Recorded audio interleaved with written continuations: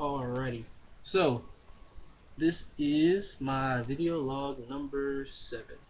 Um, so now that we have completed autobiographies, I can honestly say that I feel like the purpose of this exercise was to learn to be vulnerable.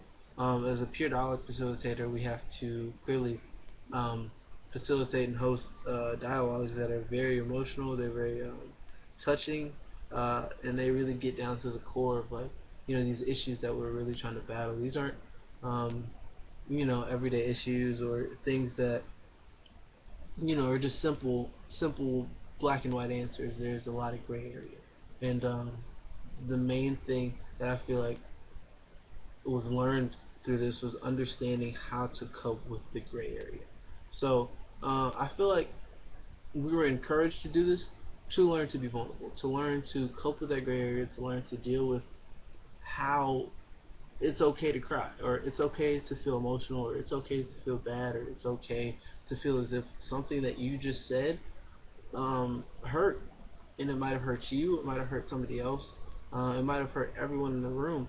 But the fact of the matter is, you have to learn to say it, because how can we conquer these issues and how can we conquer these fears until we learn to speak on them?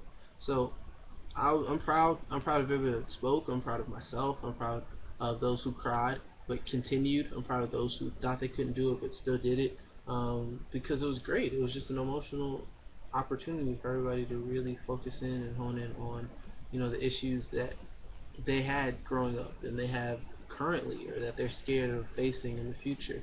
And because of that, we'll grow tremendously from it, and I'm just excited to see the growth that will take place from these weeks on out and starting next semester. Um, what do you believe will be the impact of this exercise for the PDF team in the future? Um, the impact of this exercise for us in the future, I feel like this will be a basis of understanding how to be vulnerable. I feel like that impact is big as far as we go, as a unit, the unit that we are right now.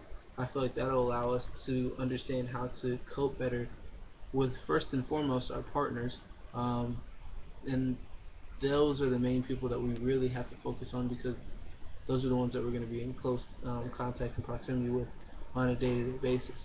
Um, if partners aren't close, then a dialogue can't get real.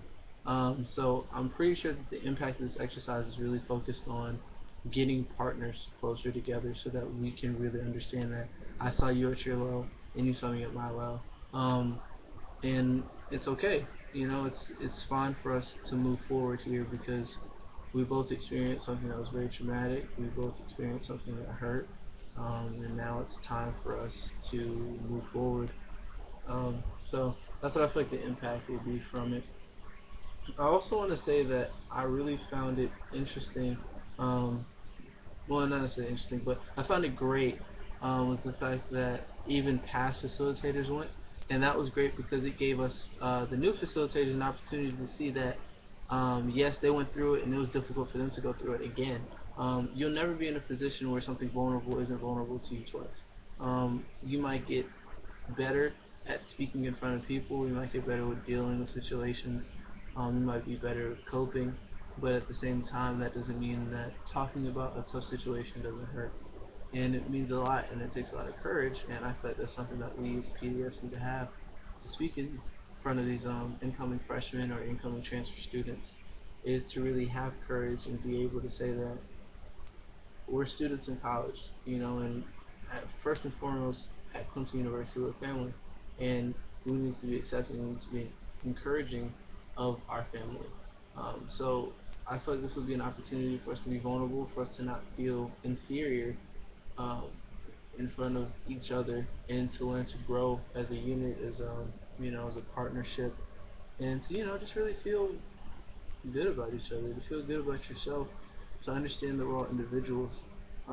Nobody experiences the same issues exactly the same, regardless if they are the same issues. Everyone sees things differently and goes through them differently. So we must understand to empathize with people and not sympathize with people, because until we learn to empathize, we'll forever just be patting everybody on the back and saying it'll be okay.